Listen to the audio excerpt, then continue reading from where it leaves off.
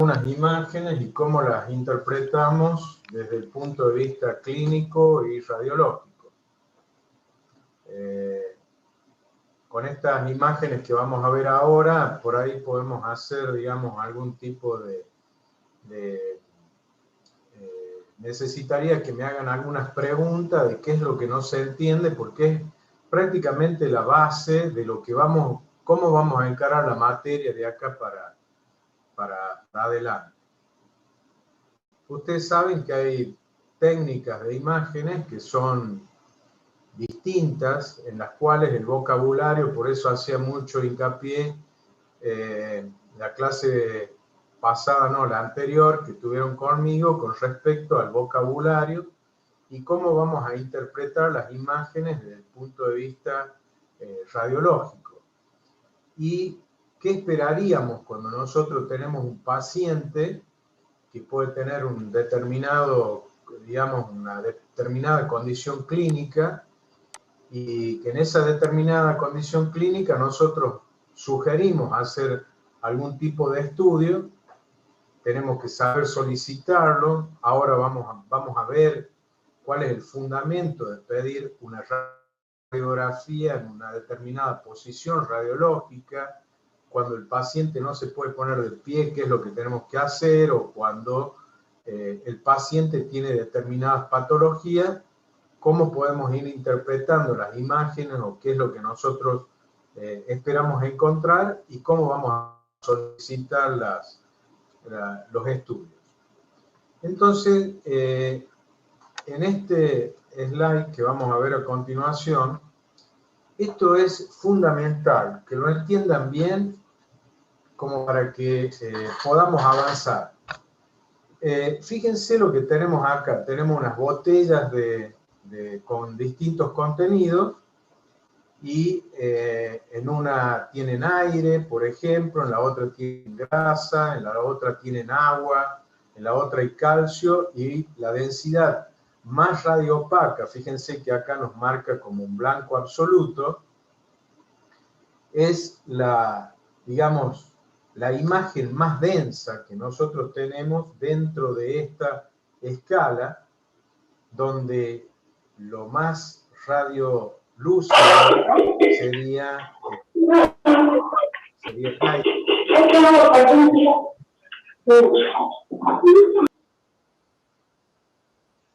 Por favor, chicos, cierren los micrófonos. Entonces, fíjense acá, esto que nosotros tenemos acá, que tiene contenido aéreo, esto que ustedes ven como gris, digamos, sería el tejido graso. Fíjense que acá nosotros tenemos 5 densidades que son las densidades básicas con las que nosotros vamos a trabajar. Cuando nosotros hablamos de imágenes radiolúcidas o radiotransparentes, son imágenes en las cuales cuando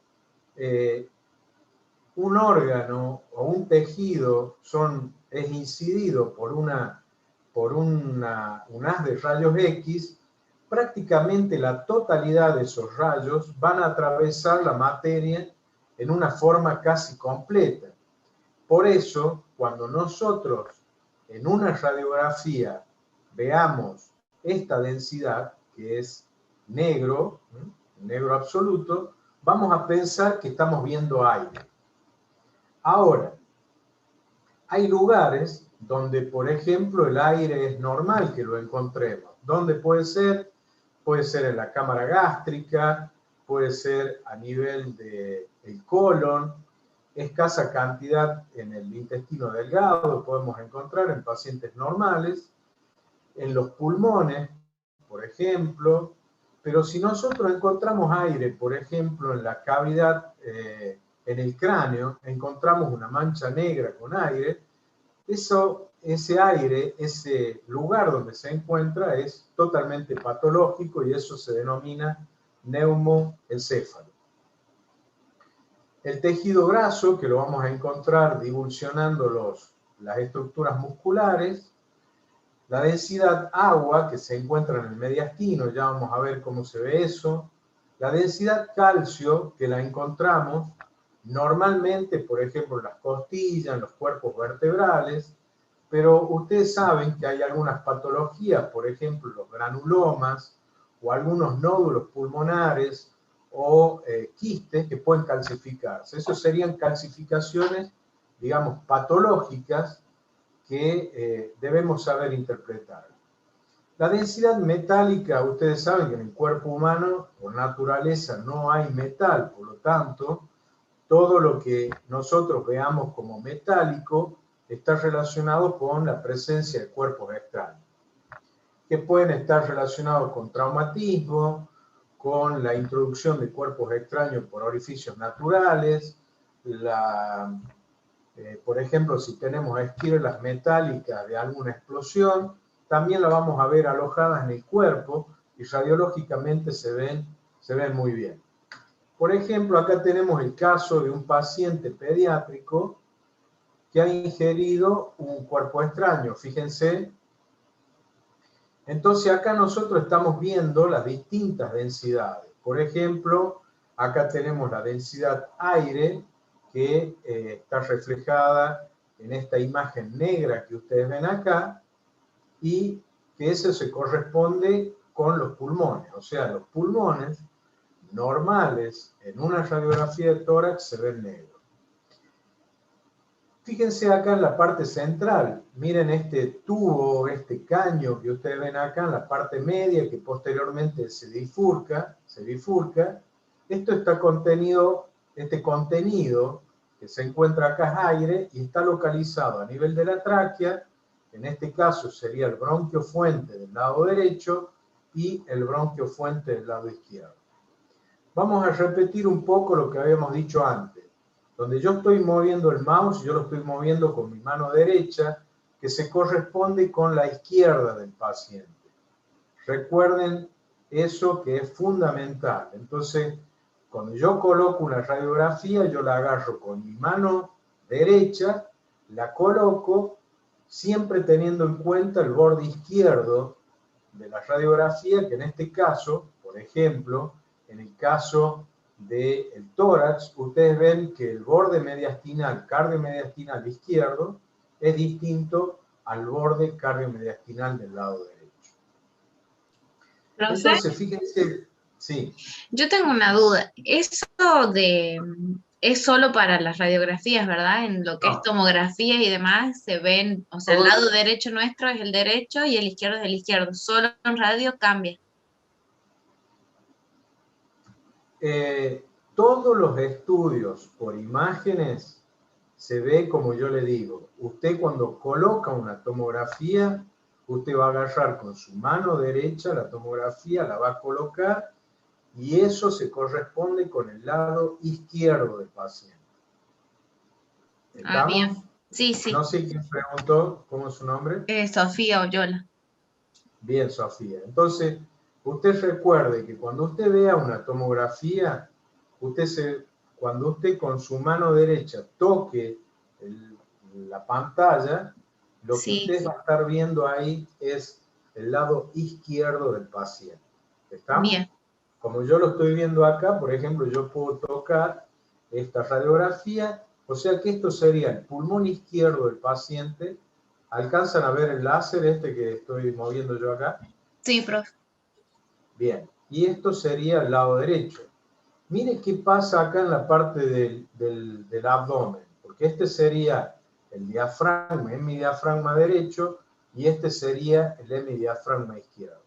Fíjese que usted por debajo del hemidiafragma derecho tiene la sombra del hígado, que tiene una densidad agua parecida a la región del mediastino, donde se encuentra el corazón, la grasa mediastinal y también en la parte posterior los cuerpos vertebrales. Y fíjese que del lado izquierdo va a haber el ángulo esplénico del colon y también se puede proyectar la cámara gástrica. Entonces, usted va a colocar su radiografía teniendo en cuenta que el lado izquierdo del paciente se corresponde con su lado derecho. Bien, profe, Bien. muchas gracias. continuando con lo que decíamos anteriormente, viendo las densidades, fíjense que yo acá tengo esta densidad que se corresponde con la clavícula. Fíjense, este es un paciente pediátrico.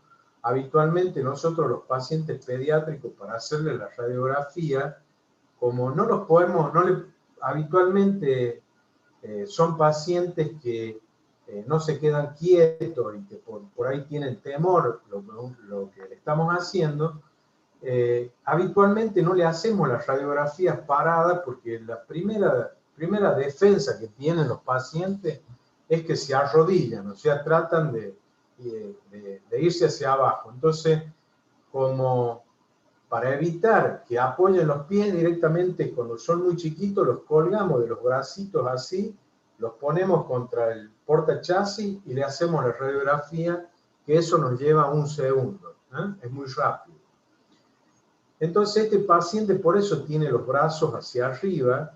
Esa condición también nos permite, ya vamos a ver un poquito más adelante, que los omóplatos que están focalizados en este sector salgan de los campos pulmonares. Entonces yo lo voy a poder ver bien y no voy a ver los omóplatos metidos dentro de los campos pulmonares, que eso se denominan imágenes parásitas en el tórax.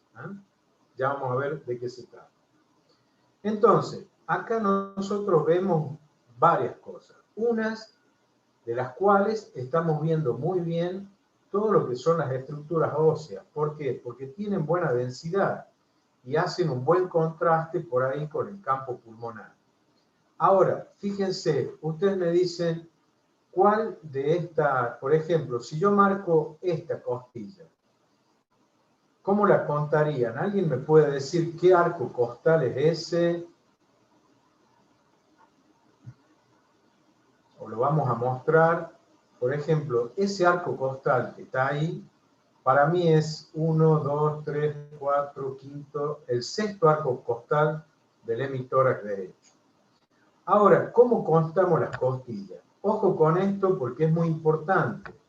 ¿Qué es lo que se hace habitualmente? Es seguir las costillas y cuando nosotros llegamos a la superposición del arco anterior con el arco posterior, nos perdemos. Ya no sabemos cuál de las costillas es la que estamos viendo. Entonces, si yo tengo que contar las costillas, por ejemplo, para marcar si es que existe un traumatismo, una fractura costal o una imagen densa sobre la costilla, que puede ser un tumor, una imagen osteolítica, lo que sea, yo tengo que tener en cuenta esto.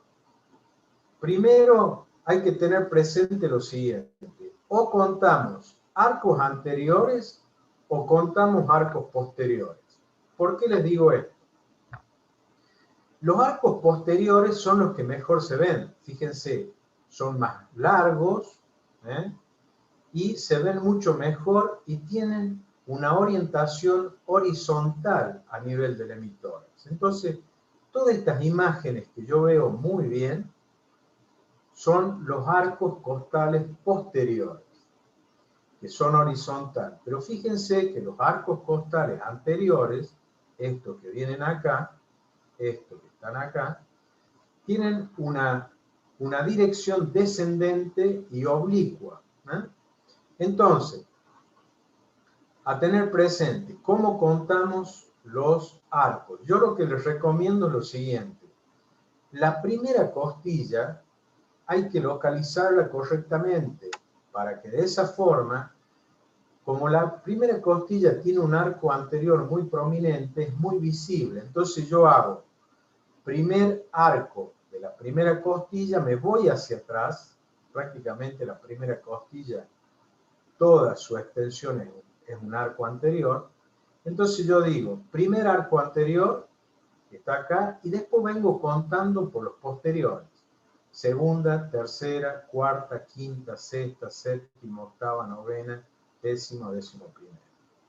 Entonces, tener presente, los arcos posteriores son los que mejor se ven y que son los que generalmente se fracturan. Por ejemplo, un traumatismo de tórax, generalmente es muy difícil encontrar una fractura de arco anterior sin que el arco posterior esté fracturado. Incluso ustedes pueden encontrar una fractura única en un arco anterior, pero las posteriores son múltiples. Entonces, les recomiendo que siempre traten de visualizar ese arco posterior, que es el que mejor se visualiza. Entonces, yo puedo contar los arcos anteriores de un lado, también los puedo contar, son estos, son más pequeños, pero les recomiendo ir contando arcos posteriores. Entonces, acá si yo marco esto, yo digo primera, segunda, tercera, cuarta, quinta, sexta costilla. Aunque a ustedes en estos momentos les parezca, digamos, que es, permítanme un segundo.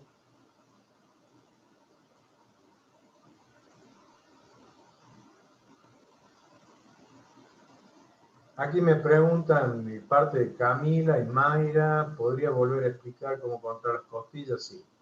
Bueno, vamos a decir lo siguiente, vamos a repetir. Vamos a decir que los arcos posteriores son los más extensos, son horizontales, son los que mejor se ven y los que más fácilmente se fracturan, en el caso de un traumatismo. Entonces, vamos a volver. El primer arco, vamos a localizar la primera costilla localizando su primer arco anterior. Nos volvemos hacia atrás y decimos primera costilla y después venimos contando por los arcos posteriores. Segundo arco posterior, tercero, cuarto, quinto, sexto, séptimo, octavo, noveno, décimo. Esto de contarlo así es muy complicado porque la tercera o cuarta acá se confunde, ya no saben si este es 3 o este es 4, etc. Bien. Entonces, a tener presente, aunque esto parezca una tontera, por ahí lo primero que le decimos, cuenten los arcos costales y muchas veces no saben con qué se corresponde. No es lo mismo decir, bueno, está fracturado 2, 3, 4 arcos o que está fracturado 1, si es del hemitórax derecho o es del hemitórax izquierdo. Bien, entonces, esto que nosotros tenemos acá, densidad metálica, esta que se ve acá, que es una moneda, que este paciente se tragó. Fíjense qué importante que es esto, y que yo sepa que este es el borde izquierdo de la tráquea. ¿Por qué? Porque este paciente pediátrico que se tragó una moneda, yo puedo quedarme relativamente tranquilo porque este cuerpo extraño está localizado en el esófago y no en la tráquea. Si este cuerpo extraño estuviera en la tráquea, si queda atascado en la parte baja por encima de la carina, este paciente puede morir incluso por asfixia debido a que el aire no puede entrar en los pulmones, hace atelectasias masivas, etc. Entonces, este paciente, lo más probable que esa moneda, como tiene bordes romos, o sea, no tiene bordes puntiagudos, lo más probable que si atravesó la unión faringoesofágica en la parte superior, lo más probable que pase por el cardias, y si pasa por el cardia, pasa por el píloro, pasa posteriormente por la válvula iliocecal, etc. Y lo más probable es que el paciente lo expulse. Un dato importante a tener en cuenta, y esto quisiera que lo anoten, es lo siguiente. Muchas veces estos pacientes están jugando con algún elemento, con algún cuerpo extraño, y de pronto la mamá, el papá o alguien se da cuenta que falta un botón, falta una moneda, falta un pedacito de un auto, falta, no sé, lo que sea, y dicen, este paciente lo puede haber ingerido. ¿Qué hay que tener en cuenta? Hay que tener en cuenta que los elementos o los cuerpos extraños que tienen plástico o no son muy densos, radiológicamente no se ven. Por lo tanto, hay que tener precaución cuando uno dice, este paciente se tragó un cuerpo extraño y no se ve radiológicamente, entonces no se lo tragó. Ojo con eso, Porque uno lo puede mandar a la casa y resulta que ese cuerpo extraño está localizado en un bronquio, está a nivel de la boca, posteriormente lo traga el paciente y se pueden tener complicaciones bastante serias. Cuando los cuerpos extraños son densos, como las monedas, por ejemplo, o todos los elementos metálicos, por supuesto, se van a ver muy bien. Elementos que los pacientes pediátricos se traguen, los dejo a su imaginación porque se tragan todo, o sea, agujas, no sé, monedas es muy frecuente, botones, todo lo que se pueden llevar a la boca a una determinada edad, el paciente lo puede ingerir y como les digo, si está en el tubo digestivo es mucho más sencillo que si está a nivel de la vía aérea. Bien, dicho esto, vamos a pasar radiografía de tórax. Doctor. Sí. Y en el caso que usted dijo de que se puede tragar un cuerpo extraño, especial plástico, ¿cómo lo identifico? Mira, vos lo primero que tenemos que hacer es saber si el paciente, cómo está clínicamente. Si es una emergencia, vos lo primero que tenés que optar es por hacer una tomografía computada de tórax. ¿Por qué te digo de tórax y no de tórax y abdomen? O sea, lo podemos hacer, pero ten en cuenta que cuando hacemos una tomografía lo estamos irradiando al paciente. Entonces, lo primero que hacemos es una tomografía de tórax, y es más, se puede hacer lo que se denomina fibroscopía virtual, o sea, podés navegar con los tomógrafos modernos, multi-slice, vos podés hacer una imagen 3D y navegar por dentro de la tráquea y dentro de los bronquios para poderlo ver. Si ese paciente se tragó, digamos, un elemento, como puede ser algún elemento plástico, y no te hizo ninguna atelectasia, que ya vamos a ver en el tórax, lo más probable es que pueda estar en el tubo digestivo si es que no tiene también dificultad respiratoria. Entonces, hay que evaluarlo clínicamente, pero respondiendo a tu pregunta, lo que tendrías que hacer es una tomografía computada de tórax, multi-slice, con endoscopia virtual si es posible. Bien, muchas gracias, Con doctor. eso, bueno, incluso por ahí hay huesos de pollo que los pacientes, tanto pediátricos como adultos, por ahí tragan o ingieren, o por ahí lo mastican, hay gente que está acostumbrada, y tragan y pueden llegar a producirse que esos, digamos, esos elementos queden, y por ahí es muy difícil de visualizarlo solo con radiografía. Tengan en cuenta, contestando, no sé si es Sofía la que me pregunta, pero tengan en cuenta que nosotros en el tórax, cuando la radiografía de tórax nos es insuficiente, la técnica de elección es la tomografía computada. Esto para todo. Si ustedes tienen un nódulo pulmonar, si tienen un nódulo subpleural, si tienen una lesión en el mediastino, la técnica de elección es la tomografía computada. Pero la radiografía panorámica, la radiografía de tórax, no deja de ser útil, sobre todo cuando nosotros estamos haciendo guardia o estamos en un servicio de emergencia. Entonces, para descartar o confirmar determinadas presunciones diagnósticas, la radiografía es bastante útil. Entonces, acá hay un concepto que quiero que ustedes lo manejen, lo razonen y lo entiendan. El concepto de teleradiografía de tórax.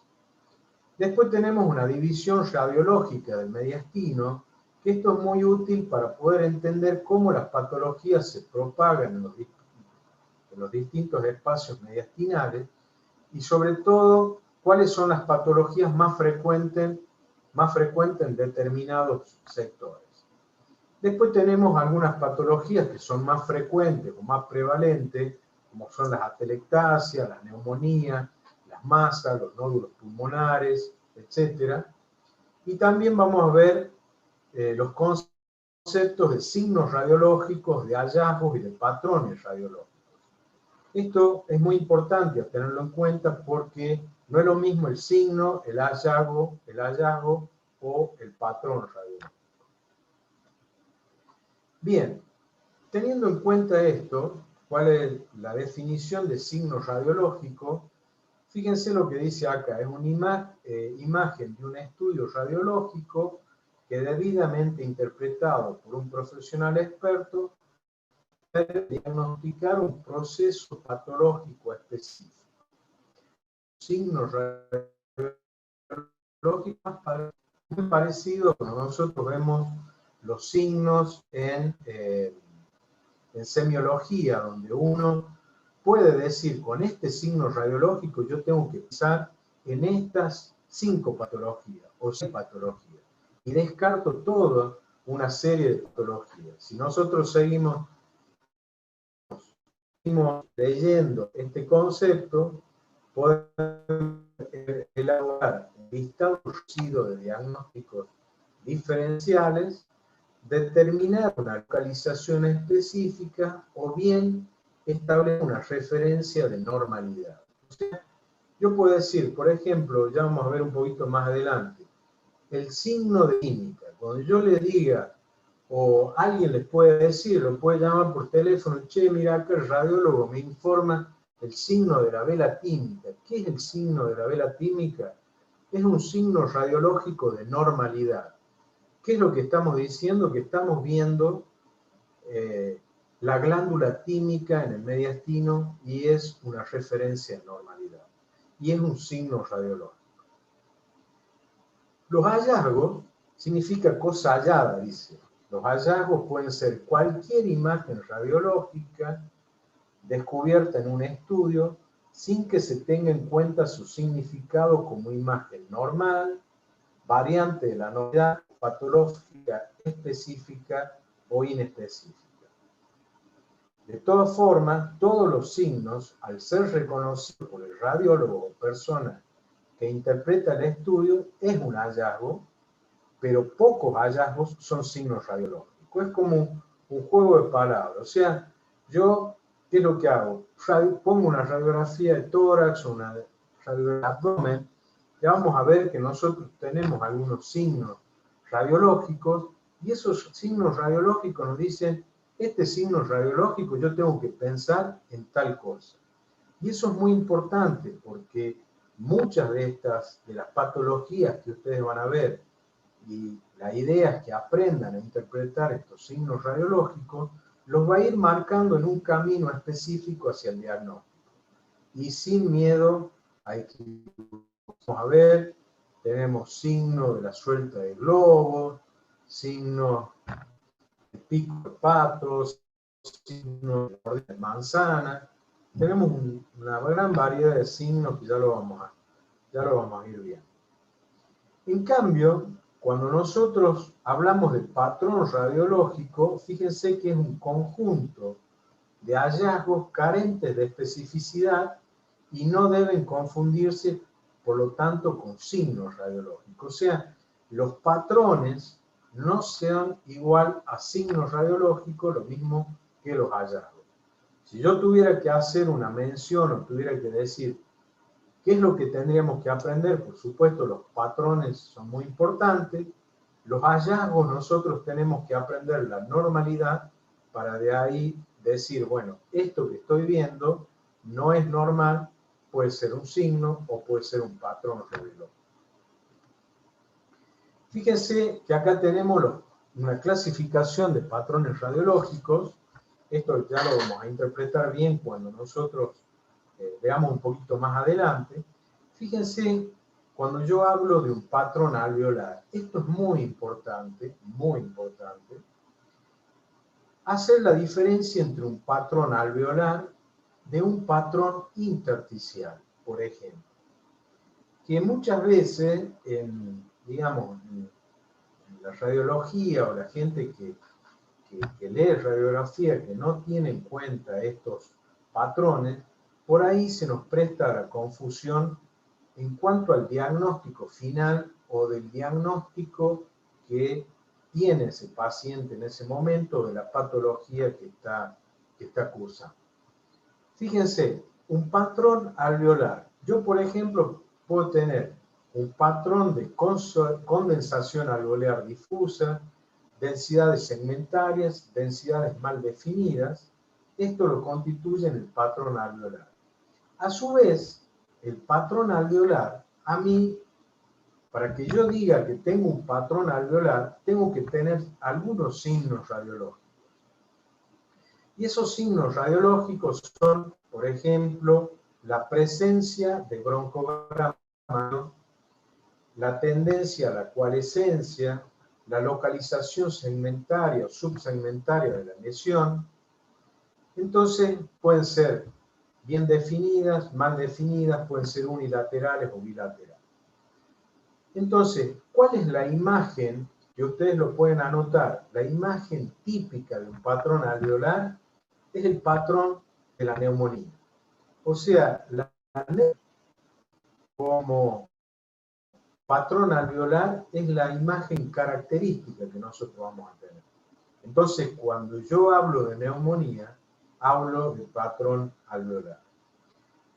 Esta neumonía, nosotros podemos tener también neumonías que son bacterianas, podemos tener neumonías virósicas, que habitualmente ese tipo de neumonía, o por gérmenes oportunistas, o algunos tipos de neumonías relacionados sobre todo a las neumonías virósicas, habitualmente se comportan con patrones de tipo intersticial. Por ejemplo, el patrón COVID de los pacientes que nosotros vemos con COVID, con infiltrados bilaterales y difusos, justamente tienen patrón intersticial. En cambio, la neumonía clásica generalmente tiene un patrón de tipo alveolar. Entonces, por ejemplo, si yo tengo un paciente que viene y que tiene fiebre, en este contexto de pandemia, lo primero que yo tengo que pensar, digo, este paciente puede ser un paciente que tiene una neumonía bilateral por COVID. Entonces, de pronto yo le hago una tomografía computada y diferencio entre una neumonía alveolar típica de un patrón COVID. Entonces, yo hay que diferenciar con los signos radiológicos este patrón, por lo tanto, tiene que hisoparse, tiene que aislarse, le damos la medicación correspondiente, vemos si tiene falta de aire, lo que sea, pero es un paciente que se lo trata de una determinada forma. Mientras que el otro paciente que tiene una condensación alveolar típica, que tiene la misma clínica que el paciente con COVID, yo puedo decir, este paciente es un paciente con una neumonía clásica y lo trato o la trato como tal y lo más seguro que ande bastante bien. Fíjense, el patrón nodular o de masa, que pueden ser solitarias o múltiples, patrón destructivos, habitualmente nos dan imágenes cavitarias, por ejemplo la tuberculosis, que pueden ser únicas o múltiples. Tenemos patrones de atelectasia, patrones de alteraciones a nivel de los hilios pulmonares, los pleurales, y tienen toda una serie de patrones que, si bien es cierto, no están correlacionados con patologías específicas, pero si nosotros buscamos en esos patrones signos radiológicos, nos van a ir guiando hacia determinadas patologías. Entonces, cuando yo tengo o veo una radiografía de tórax, fíjense todas las cosas que hay que tener en cuenta, pero me voy a detener un segundo en esto, que se llama técnica radiológica. Cuando nosotros habíamos visto anteriormente y habíamos hecho hincapié en el concepto de teleradiografía de tórax, a ver si me entienden con lo que yo digo, después de explicar esto, vamos a ver si tienen alguna pregunta, porque quiero que quede bien claro.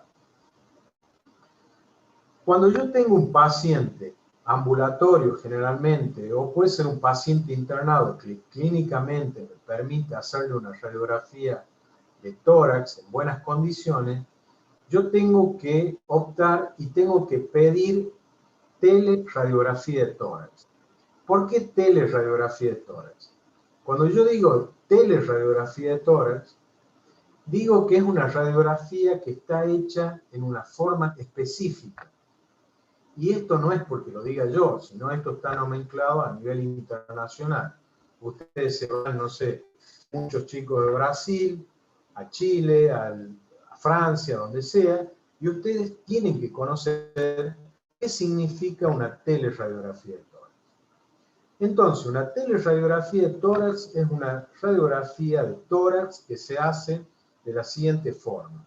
El paciente de pie, la radiografía se hace en inspiración profunda, o sea que el paciente inspira, las manos colocadas al costado del cuerpo, los codos hacia adelante, se hace en apnea y la distancia que se encuentra entre el tubo y la placa radiográfica se encuentra a 1,80 m o a 2 metros, aproximadamente a 2 metros. Entonces, si yo a un paciente le hago tórax acostado, ¿eso es una teleradiografía de tórax? No. Para que sea teleradiografía de tórax, tiene que ser una radiografía en posición de pie, en inspiración profunda, en apnea. La distancia entre el tubo y la radiografía tiene que estar a 1,80 m y la radiografía es póstero anterior, que significa que el paciente apoya el pecho en el portachasis. ¿Se entendió? ¿Alguien no entendió? ¿Quieren que repitamos? ¿Qué dijo al último, doctor? La radiografía es posterior, o sea que el rayo entra por la parte posterior del paciente. Profe, se cortó un poco la posición de las manos, como estaban, has dicho, porque los codos hacia adelante y las manos, ¿cómo? A la mano colocada en la cintura. Ah, ok, gracias. Doctor, el pecho Entonces, del paciente estaría orientado hacia la placa, entonces, hacia el chasis. Exactamente, exactamente. Ah, perfecto, gracias. Entonces, esas radiografías se hacen, presten atención un poquito acá, lo que decimos. Esa radiografía, si yo tengo un paciente y le pido una teleradiografía de tórax, ustedes sepan que se la van a hacer de esa forma. Entonces, otro dato que hay que tener en cuenta, si ustedes piden una radiografía de tórax de frente y una radiografía de tórax, el perfil que siempre se hace, también internacionalmente, es el perfil izquierdo. ¿Qué significa? El paciente está con sus manos apoyadas en esta posición, apoyando su lado izquierdo en la placa. ¿Estamos? Ya vamos a ver una radiografía. Entonces, si ustedes, por ejemplo, tienen un paciente en el cual sospechan una neumonía del lado derecho o un neumotórax derecho, una atelectasia del lado derecho, ustedes tienen que poner en la radiografía teleradiografía de tórax de frente y teleradiografía de tórax de perfil derecho, porque si yo tengo una lesión, siempre la lesión va más cerca de la placa. Entonces, para tener mayor, digamos, mayor definición. ¿Por qué tienen que aclarar que es del lado derecho? Porque si ustedes no lo aclaran, siempre le van a hacer el perfil izquierdo. Si tienen, por ejemplo, sospecha de una fractura costilla, lo mismo. el perfil que tienen que solicitar va a ser derecho. ¿Está? ¿Qué es lo que obtenemos? Obtenemos esto. Fíjense que acá tienen una radiografía de tórax muy bien hecha. Acá tienen el frente. Esta es la radiografía de perfil. Acá tienen marcadas las estructuras que tenemos que ir reconociendo. Y fíjense que se ven muchas cosas. ¿Está? Miren, acá contemos las costillas. Por ejemplo, este número 5, ¿dónde está? Recuerden, los arcos más horizontales, los que mejor se ven, son los arcos posteriores. Entonces, fíjense que acá tienen el primer arco anterior, que es bien prominente, de la primera costilla. Me vuelvo hacia arriba, esto digo, primera costilla, segunda, tercera, cuarta, quinta, séptima, octava, y así sucesivamente. Entonces, fíjense que en esta radiografía se ven muy bien. Este es un paciente joven. Miren cómo se ven las austras del colon por debajo del hemidiafragma del lado izquierdo. Ahora, fíjense todos los puntos que tenemos marcados acá en este lugar. Y ustedes dirán, ¿tenemos que reconocer todo esto? Sí, es bastante sencillo cuando uno está acostumbrado. Fíjense que acá tengo las clavículas, recuerden que es el lado izquierdo. Posteriormente tenemos los arcos costales, todo esto que están marcados con 5. Algunos son arcos posteriores, estos son los arcos anteriores. Y después tenemos también, por ejemplo, acá tengo el número 8, este es el callado de la vena ácigos, tiene la forma de una cabeza de cobra, de víbora. Acá tengo la tráquea, fíjense, si yo los continúo, bronquio fuente del lado derecho, bronquio fuente del lado izquierdo, y a ambos lados tengo los ilios pulmonares. Estos que están marcados con 4, tengo los ilios pulmonares. Habitualmente el ilio pulmonar izquierdo es más alto que el del lado derecho. Esta imagen tubular que ustedes ven acá, esto que está acá, es la arteria pulmonar del lado derecho, que se ve muy bien en la mayoría de los pacientes. Ahora, ustedes me dirán, doctor, ¿por qué le tengo que hacer una teleradiografía de tórax? Porque la teleradiografía de tórax, si ustedes la apoyan a la radiografía en el pecho del paciente, las estructuras anatómicas van a coincidir exactamente. No hay ninguna alteración geométrica con el tórax del paciente. Entonces yo voy a poder medir lo que se denomina, y ustedes habrán escuchado nombrar, el índice cardiotorácico, para saber si el paciente tiene cardiomegalia o no tiene cardiomegalia. Fíjense, vamos a seguir nombrando cosas. Acá tengo este punto que está acá, esto sería el espacio costofrénico. Costofrénico derecho,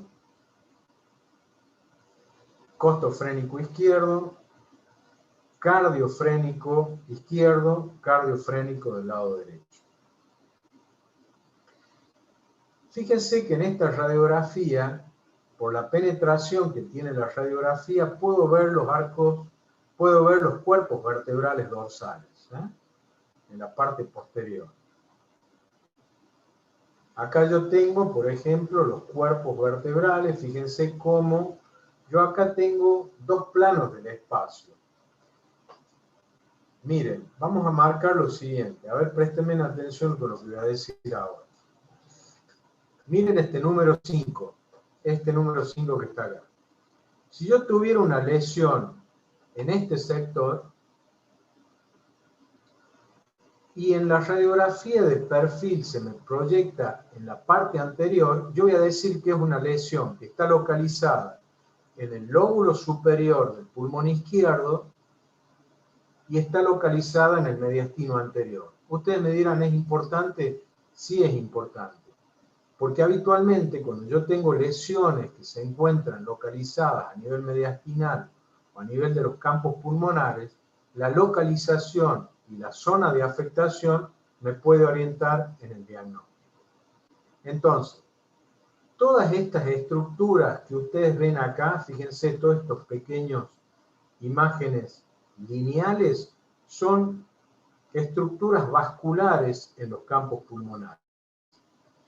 Ustedes me dirán, ¿podemos saber si son arterias o venas pulmonares? No, porque el hilio pulmonar está conformado por arterias y venas pulmonares.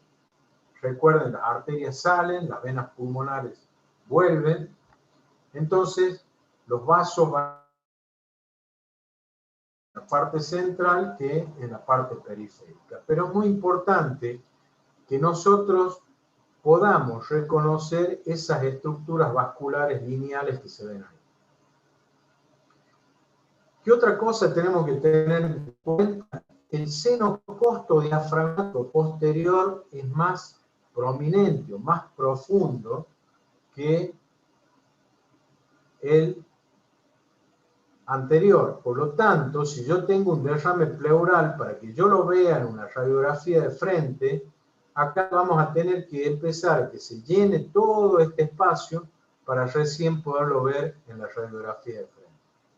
Es más, cuando yo tengo o visualizo un derrame pleural, habitualmente ya más o menos hay unos 500 mililitros de líquido en ese espacio pleural. Hay unas imágenes que se denominan, y esto quiero que lo lean, a ver si lo anotan, lo leen en el Pedrosa, que se denominan imágenes parásitas del tórax. ¿Qué son las imágenes parásitas del tórax? Son imágenes normales que pueden semejar patología. Esto es, digamos, la definición más sencilla que ustedes pueden encontrar. Entonces, fíjense, miren acá esta radiografía. Fíjense que acá yo... Sí. Pero, ¿puedes repetir? Me cortó un poco. Las imágenes parásitas en el tórax son imágenes normales que pueden semejar patología o nos pueden hacer confundir. Es una imagen normal que nos pueden hacer confundir como que hay una patología. Una de las más frecuentes que ustedes van a ver son las sombras mamarias. O sea, fíjense, las mamas, dependiendo la densidad de la mama, puede ser como radioopacidad, o sea, en la parte baja se puede ver más blanco los campos pulmonares. Ya vamos a ver otras radiografías. ¿Dónde se encontraría la mama? En este sector. Fíjense que acá tenemos el esternón en la parte anterior y este es el tejido mamario. Hay varias imágenes. Otra de las imágenes es, por ejemplo, los omóplatos. Cuando yo no hago esa maniobra de llevar los codos hacia adelante, se nos pueden meter los omóplatos, nos pueden hacer confundir y pensar que tiene una neumonía, y en realidad son o es el omóplato que está metido dentro del campo pulmonar. Por eso la técnica de la teleradiografía de tórax. Por ejemplo, cuando yo tengo una teleradiografía de tórax, generalmente se lo puedo hacer a pacientes que son ambulatorios o que se pueden movilizar, pero por ejemplo, un paciente que está en terapia intensiva, con respirador, que está acostado, primero no tengo digamos, la distancia para poder hacer una teleradiografía de tórax. Segundo, el paciente está acostado para que sea está pie, etc. O sea, no se cumplen los parámetros de la teleradiografía de tórax. Bueno, ¿qué otra cosa hay que tener en cuenta? Lo que hay que tener en cuenta también es que nosotros tenemos bordes mediastinales que se corresponden con determinadas estructuras anatómicas. Por ejemplo, del lado derecho, el borde superior derecho se corresponde con la vena cava superior, el borde inferior con la aurícula derecha, y puede haber en ciertos pacientes, no en todos, generalmente pacientes jóvenes, un tercer arco inferior que se corresponde con la entrada de la aurícula, de la vena cava inferior en la aurícula derecha. Ahí ustedes lo tienen marcado, fíjense, el borde de la vena cava superior, el borde de la aurícula derecha. Acá tienen, del lado izquierdo tenemos el primer arco, se corresponde con el callado aórtico, el segundo con el cono de salida de la arteria pulmonar, el tercer arco con el ventrículo izquierdo. Posteriormente tenemos, bueno, acá está marcada los bronquios, acá donde se corresponden cada uno, y acá teníamos en la parte baja el ángulo esplénico del colon y el hemidiafragma del lado izquierdo. Tenemos una división anatómica, esta es la que utilizamos. También hay una división anatómica de Felson, que es un poco más sencilla que la de Pedrosa, pero en realidad esta división anatómica nos permite a nosotros saber dónde están localizadas las patologías y cómo nosotros podemos saber si esas patologías están en determinados espacios delimitadas o pueden avanzar. Por ejemplo, el espacio retrocrural, que es un espacio posterior, acá se insertan las fibras posteriores y superiores del músculo psoas. Entonces, si yo tengo, por ejemplo, un absceso a nivel del mediastino en el espacio retrocrural, por ese espacio retrocrural, ese absceso puede avanzar a través del músculo psoas por su cara anterior, evolucionando la fibra, incluso hasta la región. Ustedes recuerden que el psoas después se une con el ilíaco, formando el psoas ilíaco, y el ilíaco se inserta a nivel de la raíz del muslo. O sea, fíjense cómo por un espacio que está localizado en el tórax, un absceso puede avanzar desde el tórax, atravesar todo el abdomen e incluso aparecer ese absceso a nivel de la raíz del muslo. Eso es lo que habitualmente se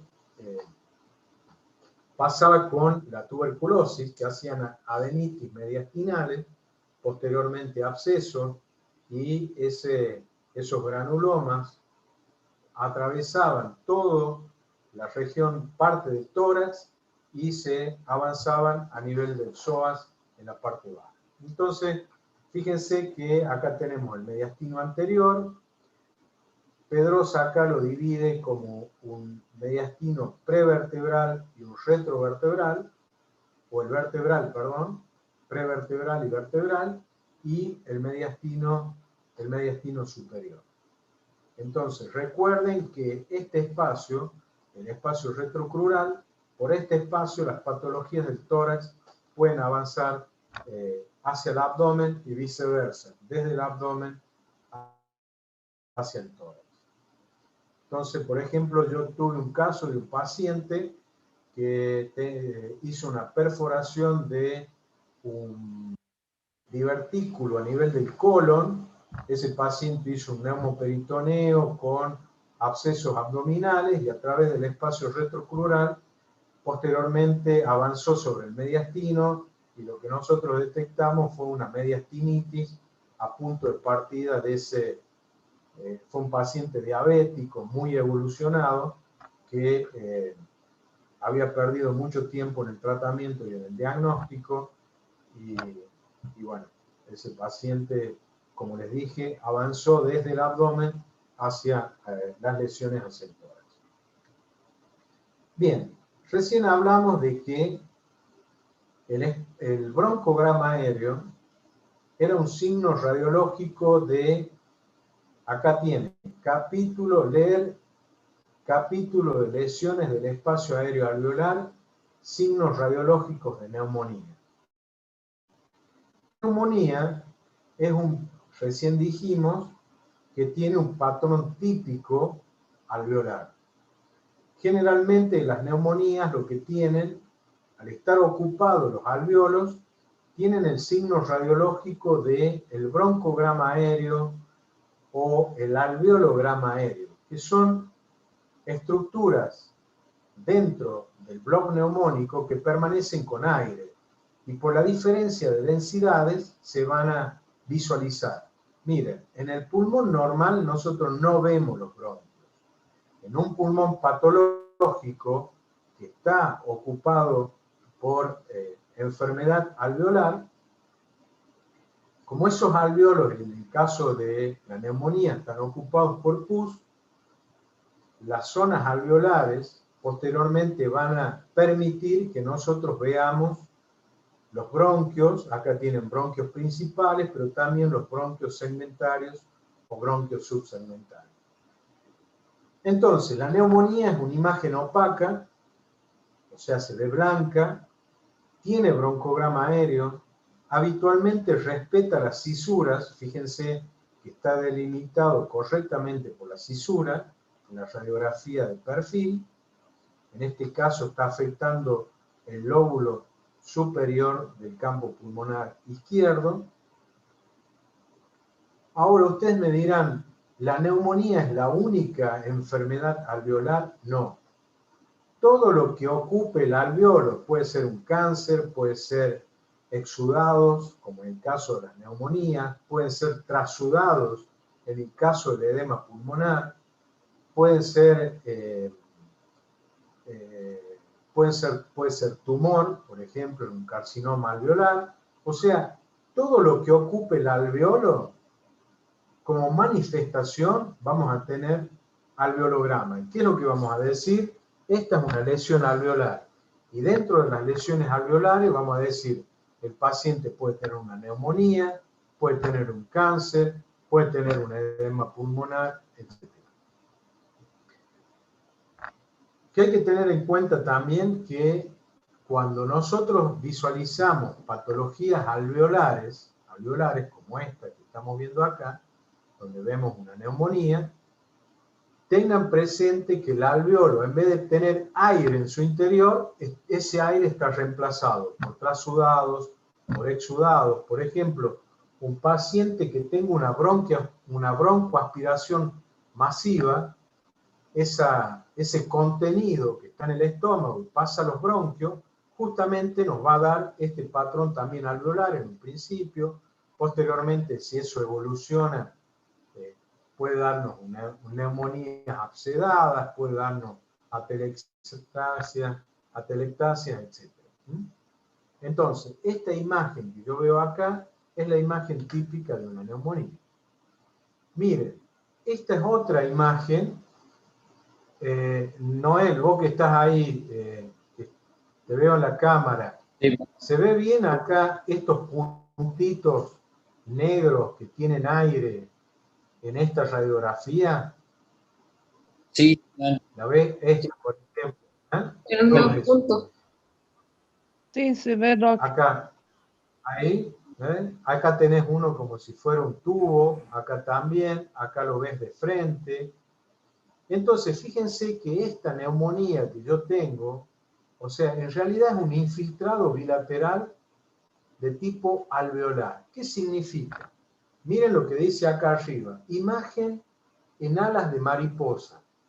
Cuando yo veo una imagen en alas de mariposa, como la ven acá dibujadita, las alas, en esa imagen amarilla que tienen abajo, bueno, faltó la parte del medio. Esas serían las alas de la mariposa que nos van a manifestar la presencia de esto. Este paciente tiene un edema pulmonar. Ahora ustedes me dirán, doctor, pero ¿cómo hago la diferencia yo si esto es una neumonía o es un edema pulmonar? Por el cuadro clínico. ¿Por qué? Porque, por supuesto, un paciente que tenga un edema pulmonar, generalmente un paciente que está con falla cardíaca, puede estar hiperhidratado, con hipertensión vascular pulmonar, etc. Entonces, lo que nos está marcando es que ese paciente está en insuficiencia renal insuficiencia cardíaca, y yo veo esta imagen. Esa es la imagen típica del edema pulmonar. Ustedes saben que el edema pulmonar puede ser en su comienzo intersticial, cuando comienzan a encharcarse el intersticio pulmonar, eso lo vamos a ver un poquito más adelante, hasta que ese trasudado pasa por esa alteración en la presión hidrostática de los capilares, pasa a ocupar el alveolo. Y empezamos a ver lo que se llaman rosetas acinares, como pequeños encharcamientos dentro del alveolo, hasta que se constituye esta imagen, que es la imagen típica del edema pulmonar. Imagen en alas de mariposa. Doutor, uma dúvida. Tanto o edema como a pneumonia bilateral presentarão um broncograma aéreo? Sí, porque acordate que está dentro de los patrones alveolares. Cuando vos veas broncograma aéreo, decís, esta patología es alveolar. Y busca la lista de las patologías alveolares, la primera que vas a encontrar es neumonía. Y si vos decís, tengo un paciente que viene con fiebre, con pérdida de peso, anorexia, incluso puede venir con puntada de costado, tiene mucha fiebre, tos y todo lo demás, y vos, ¿qué es lo que esperarías encontrar? Decir, este paciente debe tener una neumonía. Le haces una radiografía y vas a ver esta imagen, característica, broncograma aéreo. Ahora, si ese paciente tiene signos de falla cardíaca y ves esta imagen en ala de mariposa, decís, este paciente no tiene fiebre, tiene signos de falla cardíaca, dolor de pecho, puede haberse infartado, lo que sea, decís, este paciente tiene un edema pulmonar. ¿Estamos? Sim, prof, gracias. Este es un patrón nodular, ¿eh? Es un patrón, fíjense todos esos puntitos que se ven. Esto es muy característico de las neumonías virales, o también se puede dar en las colangitis carcinomatosas, por ejemplo, con metástasis de cáncer de tiroides, por ejemplo. Fíjense, ¿pero este es el patrón en vidrio esmerilado? No. El patrón en vidrio esmerilado vos la vas a ver muy bien. No sé si tengo una, pero para la próxima vez lo vamos a ver en una tomografía computada, se ve mucho mejor. La imagen en vidrio esmerilado es muy parecido a esto, reticular grueso, reticular fino, que también estas se ven en las neumonías virósicas, o por ahí también puede darse en determinadas patologías del intersticio pulmonar, como pueden ser las neumoconiosis. O sea, hay distintas patologías, también pueden verse en las neumonías atípicas, donde hay disociación clínico-radiológica. Son patrones distintos a los patrones estos alveolares que estamos viendo. Acá, por ejemplo, tienen la imagen, este es un derrame pleural. Fíjense si yo comparo cómo están los espacios, comparemos los espacios costofrénicos, cómo se ven acá, fíjense que se ven bien aireados, ¿eh? Y acá fíjense que yo tengo esta radioopacidad, ya sabemos que el radiopaco es blanco, y tiene una imagen muy característica que se llama imagen parabólica de Damoisier, que es un signo radiológico. Cuando yo veo esta imagen, que es una imagen con un borde de concavidad superior, es líquido a nivel del espacio pleural. Ojo con esto. ¿Puede repetir, por favor? Sí, cuando yo tengo una imagen radiopaca que tiene esta imagen que se denomina imagen, signos radiológicos de Damoisier, búsquenlo en el libro, van a ver que esto nos está marcando que existe líquido en el espacio pleural. ¿Por qué recalco esto que estoy diciendo? Por lo siguiente, yo por ejemplo les digo, o pregunto, dígame una imagen radiopaca con afectación, donde se vea afectado el alveolo. Y me dicen derrame pleural. Ojo, hagamos una, digamos, volvamos al repaso anatómico y digamos, no es lo mismo alveolo, intersticio que espacio pleural. Ahora ustedes me dirán, el derrame pleural y la neumonía radiológicamente se ven similares, son imágenes radiopacas, sí. Fíjense, la neumonía se ve blanca, el derrame pleural se ve blanco. ¿Está? Ahora, el derrame pleural no tiene broncograma aéreo porque no está localizado en el bronquio. Ese líquido está entre las hojas pleurales. ¿Estamos?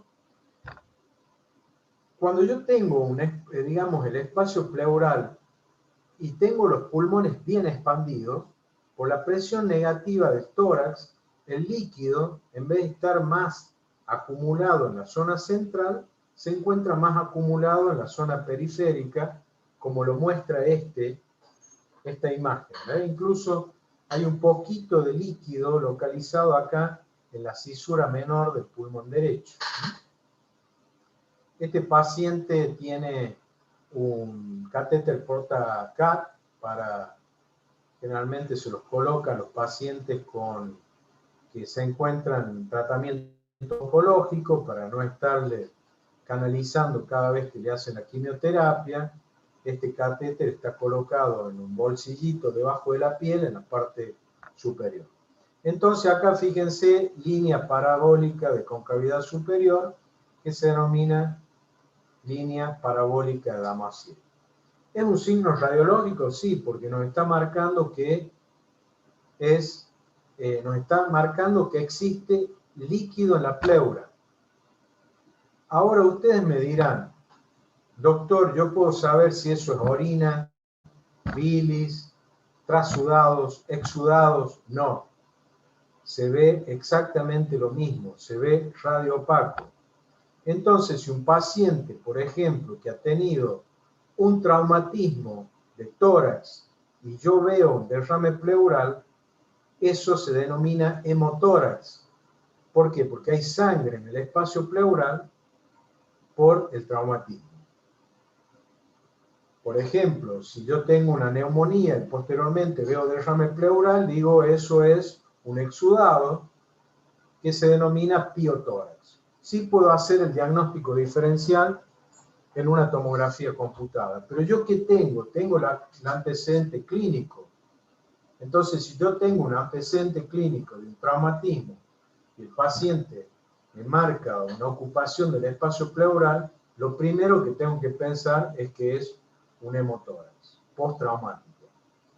No quiere decir que el paciente pueda tener un cáncer de ovario, vino en un auto, se accidentó y de pronto encontramos líquido a nivel de la pleura por metástasis de su proceso oncológico. Pero tenemos que saber que clínicamente tenemos que ir sabiendo el cuadro clínico del paciente e interpretar de acuerdo a lo que encontramos en la imagen. Algunas son más características, otras menos características, pero hay imágenes que nos van a ir marcando. Profesor. Sí. Cuando entra aire y tenemos, además del derrame pleural, tenemos aire, se pierde la línea de Damasio. Claro, porque ahí vas a tener lo que se llama el hidroneumotórax. Al estar colapsado el pulmón, no vas a ver la línea parabólica de Damasio, vas a ver un nivel hidroaéreo como vamos a ver un poquito más adelante. Busquen en la bibliografía tumor evanescente, se llama. No se los voy a decir para que lo lean y se los voy a preguntar en el examen.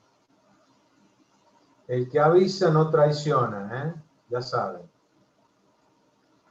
Tumor evanescente, léanlo, a ver de qué se trata y después lo conversamos la próxima.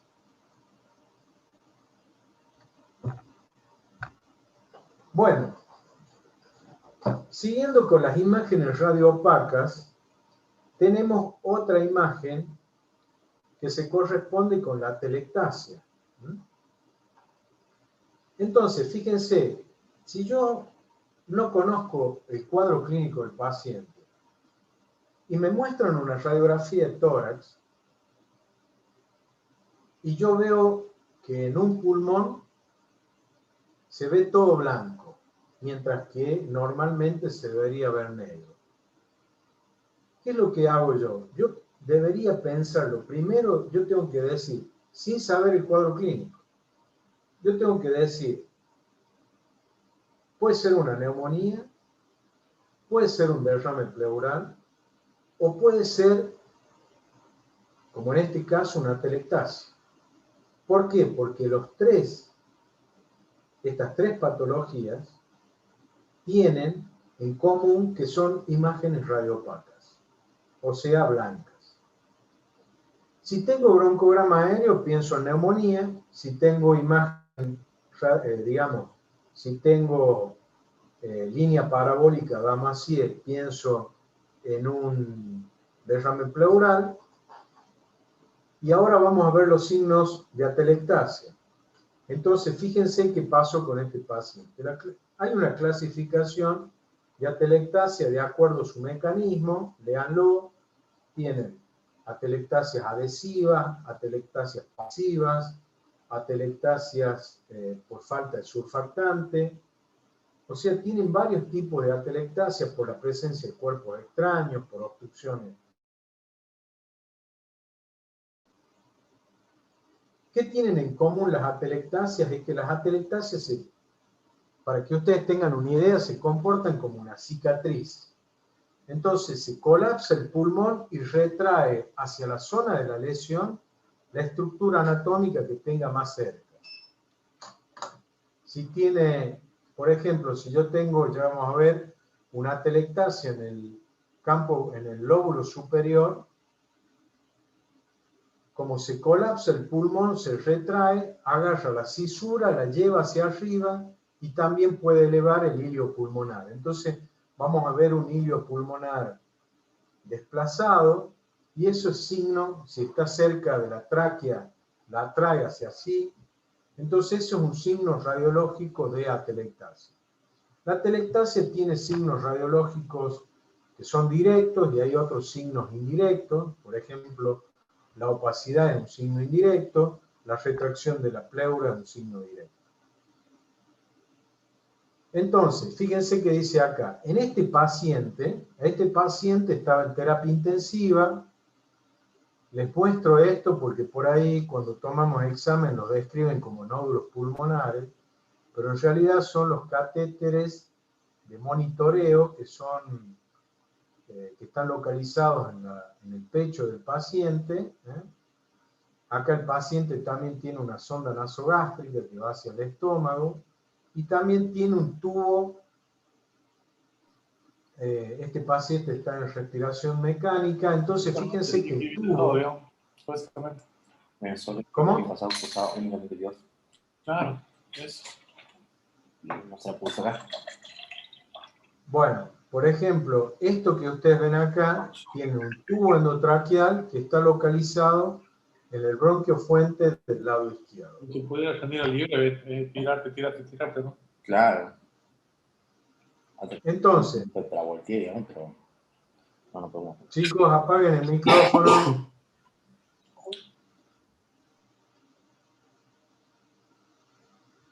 Mario, apaga tu micrófono.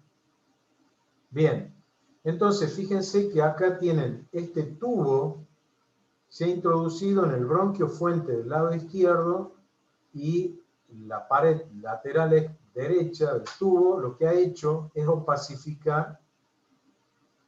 obstruir el bronquio fuente del lado derecho. Entonces, al estar ocluido, se produjo una atelectasia masiva del campo pulmonar del lado derecho.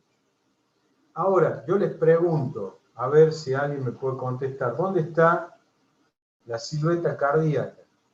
¿La ven o no la ven? No se ve. Y se ve. No se ve. No se ve. Está retraída por la atelectasia. Bien, está retraída hacia el campo pulmonar del lado derecho. ¿Cómo se llamaba, Juan Pablo? ¿Te acordás de ese signo radiológico? No recuerdo. Bien, eso se llama el signo del raquis desnudo. Fíjate que se ve desnudo, el raquis es una forma de decir. ¿Por qué? Porque todo el mediastino se ha retraído hacia la zona de la lesión. Entonces, esto que ustedes están viendo acá es un signo radiológico, el signo del raquis desnudo, que se visualiza en las atelectasias masivas.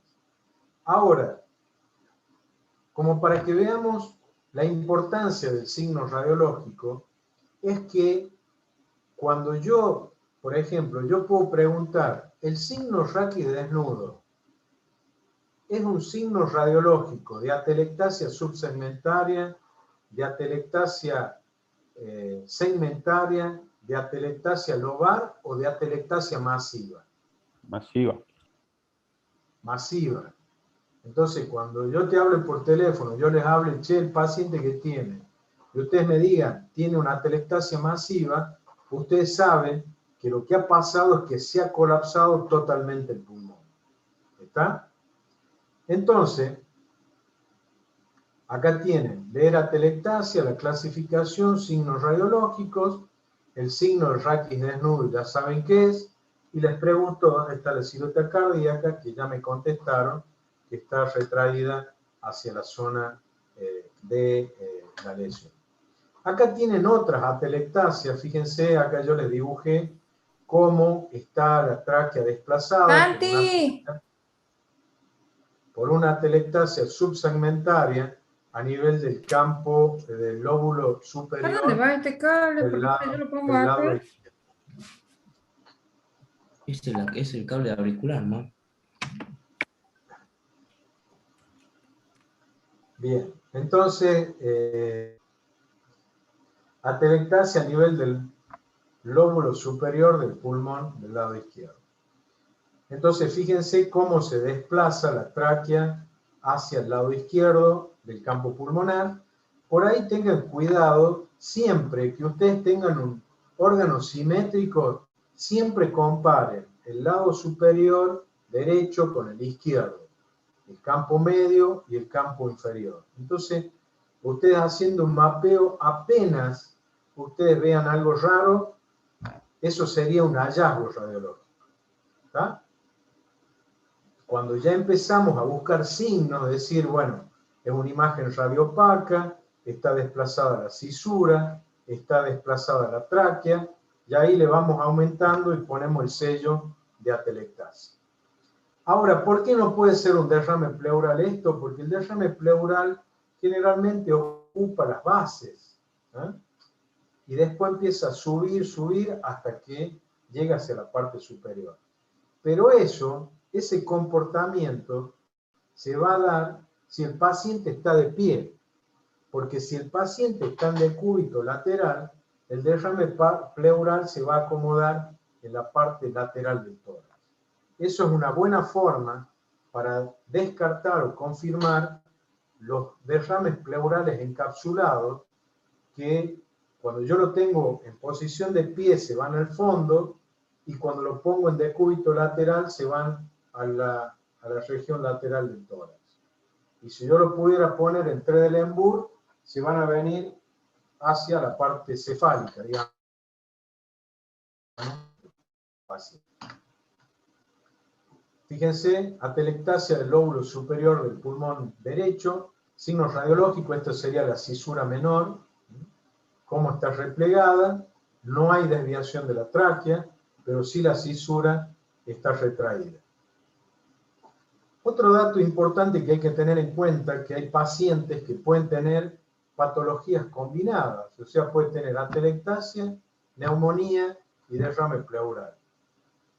Bueno, en ese caso, que es algo complejo, generalmente lo vemos en pacientes que están en terapia intensiva o que están muy complicados clínicamente, si al paciente no se le puede hacer una tomografía computada, se le puede hacer una ecografía. La ecografía del espacio pleural me va a diferenciar derrame pleural, de atelectasia y de neumonía.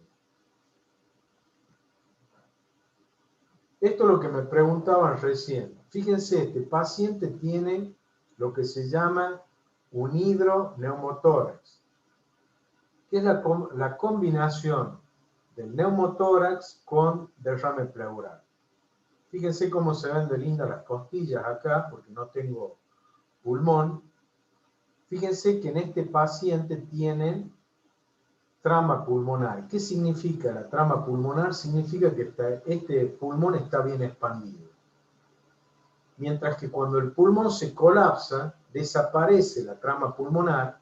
Por eso la ausencia de trama pulmonar es signo de neumotórax. Esto sería un hidroneumotórax. Fíjense, acá tienen un neumotórax, se visualiza la pleura visceral, fíjense cómo el pulmón está desinflado como un globo. Fíjense que este paciente tiene enfisema en el tejido celular subcutáneo. Probablemente este paciente haya tenido un traumatismo. Recuerden que los neumotórax podían ser espontáneos o postraumáticos o iatrogénicos también. Cuando uno hace una punción en el tórax y puede ingresar aire al espacio pleural, el pulmón se colapsa y llegamos a visualizar esto que sería la pleura visceral.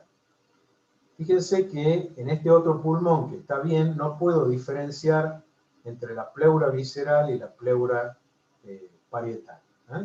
Acá se colapsa y acá está la pleura bien visualizada, imagen parásita, fíjense las mamas, cómo aumentan la radioopacidad en las bases pulmonares. Enfisema pulmonar, tenemos el signo radiológico del tórax en tonel.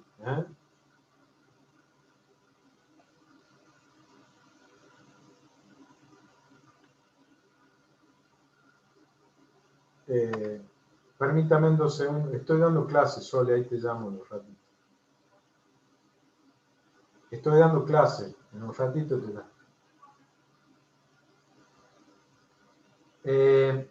Entonces, el tórax en tonel, fíjense la forma que tiene como el tonel del vino, y tiene como signo radiológico aumento de la radiotransparencia. Fíjense que son unos pulmones negros, llenos de aire. Estos se dan en pacientes con enfermedades pulmonares obstructivas crónicas, donde el aire que entra a través de los bronquios es mayor a la cantidad que sale, por lo tanto es un tórax insuflado. Fíjense que los diafragmas, en vez de tener forma cóncava, están aplanados, incluso pueden estar invertidos. Hay un aumento en el espacio, espesor del espacio retroesternal, y también tenemos un aumento en el espesor anteroposterior del tórax. Esta es la imagen característica del enfisema pulmonar. Este paciente, a su vez, fíjense que tiene un marcapaso con el catéter, que se dirige hacia el ventrículo izquierdo. Los diafragmas aplanados, aumento del espacio retroesternal, del espesor, y horizontalización de las costillas. Y por supuesto, hiperclaridad pulmonar bilateral. El neumotórax es una patología que nos sirve de ejemplo para aumento de la radiotransparencia unilateral. Y el enfisema es bilateral. También tenemos enfisema lobar congénito, por ejemplo, donde tenemos una hiperclaridad pulmonar unilateral, con incluso herniación del pulmón hacia la región contralateral. Fíjense que en este caso la silueta cardíaca, esto es prácticamente un proceso de hipertensión a nivel el hemitórax del lado izquierdo, que produce un desplazamiento de la silueta cardíaca. Hiperinsuflación pulmonar unilateral. Enfisema lobar congénito también es un ejemplo de hiperclaridad pulmonar unilateral. Este paciente, siempre lo pongo de ejemplo porque me lo mandaron, en realidad lo mandaron al servicio de radiología, y nos lo mandaron para hacerle una tomografía computada porque había un tumor mediastinal. El paciente clínicamente estaba bien, y acá teníamos un signo radiológico que yo les hablé, que se denomina el signo de la vela tímica, que es el signo de la vela como de un velero, de un barco. Entonces, ojo con estas imágenes, que si bien es cierto es un signo radiológico, pero es un signo radiológico de normalidad. Distinto a este paciente, a ver, no lo tengo acá, permiso, no. Bien. Bueno, tenía una placa de otro paciente, de un paciente pediátrico que tenía una neumonía, para que comparen entre el signo de la vela tímica, un tumor, y este signo radiológico. Esto lo podemos ver en forma bilateral. Generalmente uno se asusta cuando ve esas imágenes, pero era un estudio totalmente normal. Después lo controlamos, no le hicimos la tomografía computada, y ese signo radiológico es un signo de normalidad. Bueno, este paciente ya lo habíamos visto. Esta imagen que nosotros vemos acá está localizada en el esófago.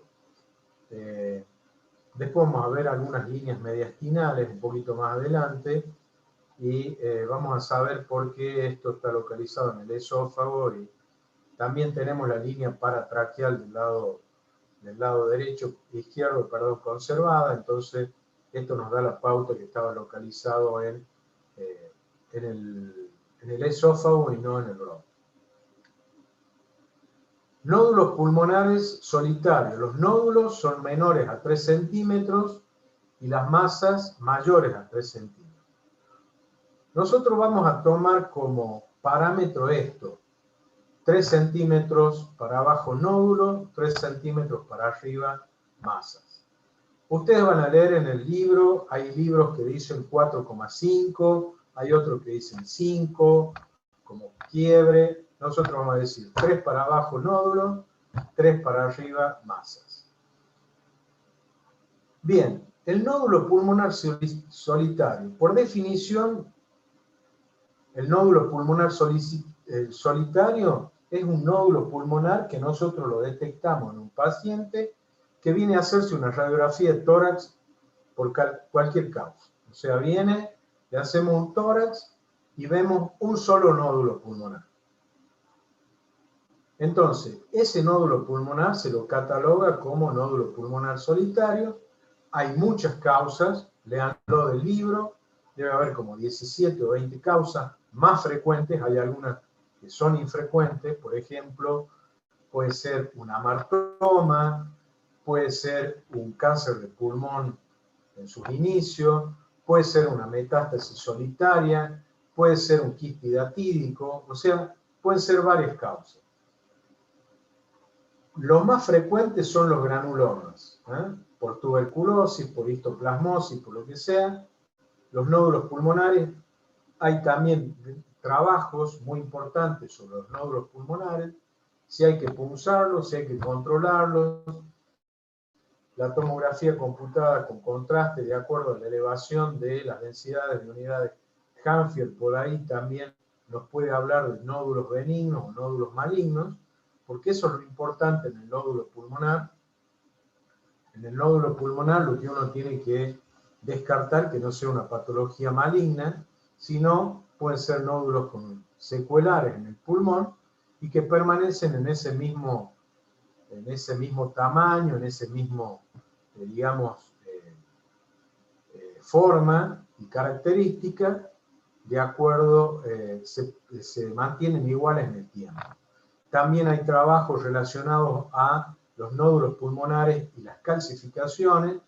Al principio se decía que cuando un nódulo pulmonar teníamos calcificación, eran nódulos benignos porque hablaban de una evolución. Ahora se sabe que no todos los nódulos pulmonares calcificados son benignos. Generalmente esos nódulos pulmonares pueden estar englobados por carcinomas o por metástasis, o puede ser lesiones de tipo primario. Acá tenemos otro signo radiológico que se denomina imagen en suelta de globos. Ahí le hice una placa que es muy graciosa por estas imágenes que se ven acá, para que no se olviden. Esta imagen que ustedes ven acá se denomina imagen en suelta de globos, generalmente relacionado con metástasis pulmonares. Ojo que hay pacientes que no necesariamente tienen que tener antecedentes de un cáncer conocido. Hay pacientes que debutan con esta imagen. Entonces, mientras no se demuestre lo contrario, se corresponden con nódulos pulmonares por metástasis. Estos nódulos pulmonares, generalmente la imagen en suelta de globo originariamente está descrita para masas pulmonares que tienen, digamos, el mismo tamaño. En este caso ustedes ven que son unas más grandes y otras más chicas, pero esta es la imagen característica. Generalmente se corresponden con carcinomas que están localizados por debajo del hemidiafragma, como pueden ser adenocarcinoma de colon, estómago, riñón, intestino delgado, etc. Testículo también.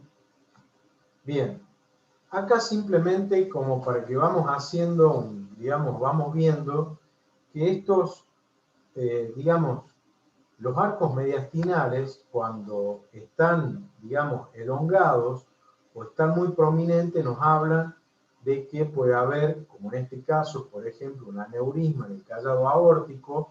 Fíjense las radiografías que están acá abajo, sin el dibujo. Miren esa imagen que se corresponde con el primer arco mediastinal del lado izquierdo.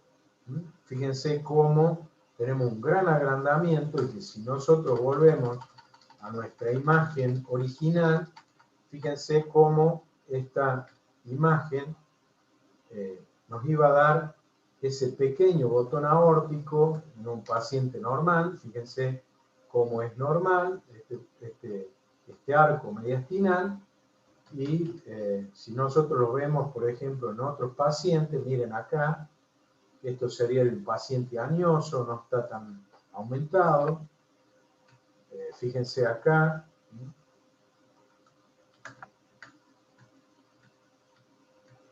Fíjense acá, se ve muy lindo, ¿no? El arco, el callado aórtico, como vemos ese primer arco, segundo arco, arteria pulmonar, tercero, ventrículo izquierdo.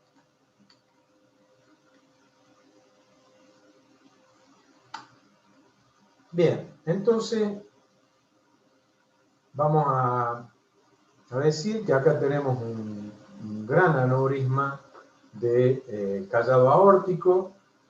Esto generalmente se estudia con tomografía computada, con contraste o con resonancia magnética del mediastino.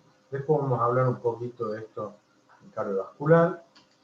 Y acá dice buscar e investigar los signos radiológicos que se encuentran en la siguiente diapositiva. Miren, acá tenemos algunos que ya hemos descrito: signo del alas de mariposa en la radiografía de tórax, también se la visualiza en tomografía computada, y es signo de edema pulmonar, por ejemplo. Signo de la tormenta de arena, microlitiasis alveolar, por ejemplo. Signo del anillo de sello, que se ve en tomografía computada, que se ve en las bronquiectasias. Tienen varios signos radiológicos: dedo de guante, signo de la doble pared en tomografía computada, de cáscara de huevo en calcificaciones quísticas, hay algunos tomográficos, algunos radiológicos y algunos ecográficos. Bien, entonces,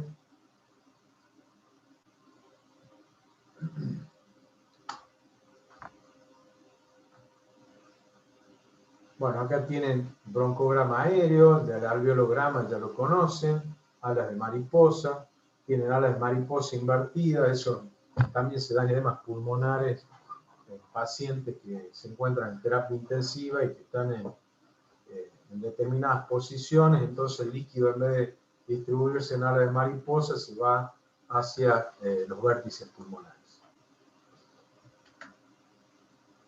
Signo del ocultamiento iliar, por ejemplo, el ilio tapado, radiografías en los derrames pericárdicos.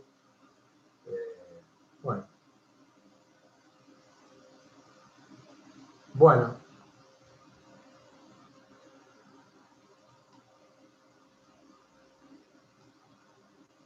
Después esto se lo subo para que lo vean en la aula virtual.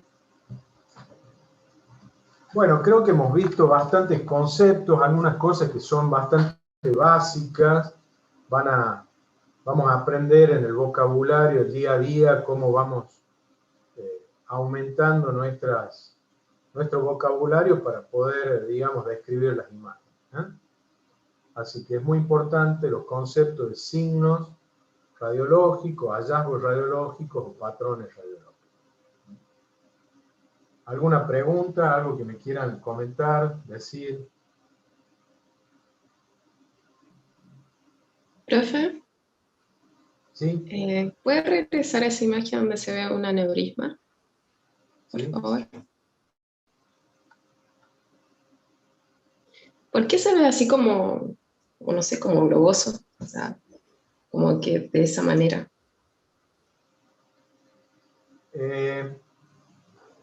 Acá hay que tener en cuenta lo siguiente. Cuando vos ves, mira, a ver, para darte un ejemplo. Cuando nosotros tenemos una imagen en el tórax, hay que ubicarse muy bien anatómicamente. Vos tenés ese borde del callado aórtico. El callado aórtico tiene esta dirección. Va desde el lado derecho, sale del ventrículo, digamos, sale del ventrículo y posteriormente se va hacia la parte de atrás y baja por el costado del espacio paravertebral. Entonces, vos lo que estás viendo acá es muy denso porque está muy agrandado, y fíjate que acá lo que vos estás viendo es prácticamente, lo estás viendo de frente, por eso ves esa imagen, en realidad esa dilatación de la aorta se comporta como un tumor. Sí. Porque tiene una aorta así muy pequeña que vos, fíjate que en las radiografías anteriores prácticamente solamente ves el borde, acá estás viendo todo el borde de la aorta. Entonces, vos en esta radiografía de frente tenés toda la superposición, el callado aórtico, y esa superposición te da esa imagen como si fuera realmente, como si fuera un tumor. Claro, es que por eso preguntaba, porque si usted no pone nada ahí, yo me confundo y digo, es un tumor. Entonces, por eso. Bueno, es que ahí se comporta, es lo mismo que el timo. El signo de la vela tímica, si vos lo ves, vos decís, bueno, acá tengo un tumor, ¿está? Si vos buscas los signos radiológicos, bueno, esto estamos creciendo recién. Están aprendiendo a ver cosas y a buscar cosas, ¿está? Entonces, acá, si vos te fijas en la radiografía de frente y en la radiografía de perfil, esta lesión puede estar en el mediastino anterior, ante lo superior, o puede estar en la parte media o en la parte posterior. En las patologías del mediastino posterior generalmente están relacionados con tumores neurogénicos que dependen de la médula espinal o de las raíces nerviosas, o por ahí de los cuerpos vertebrales. Pero los que están localizados acá en este sector, ya vamos a ver cómo se ve un agrandamiento de cavidades izquierdas, por ejemplo. Cuando vos tenés un gran agrandamiento del ventrículo izquierdo, vas a ver que ahí también se encuentra desproporcionado. Ok. Este, por ejemplo, vos tenés acá esta masa, esta lesión que vos estás viendo acá. Esto sí sabemos que se encuentra localizado en el campo pulmonar. Incluso, fíjate, tiene un signo radiológico que este vaso está como desplazado. En vez de ir derecho, fíjate que esta masa lo está desplazando, ¿no? Entonces, esta lesión es una lesión que está en el campo pulmonar. Mira el tamaño de la aorta acá. El callado aórtico. Lo que pasa es que capaz que recién ahora están descubriendo todas estas cosas que por ahí se han visto en una radiografía de tórax, en otras materias, o recién están, por ahí pueden decir, che, pero tanto se ve en una radiografía, y bueno, sí, se ven muchas cosas, hay otras que necesitamos otros estudios más complejos. ¿Ah? Perfecto. Bueno, ¿alguna otra consulta? ¿Algo que me quieran comentar, decir?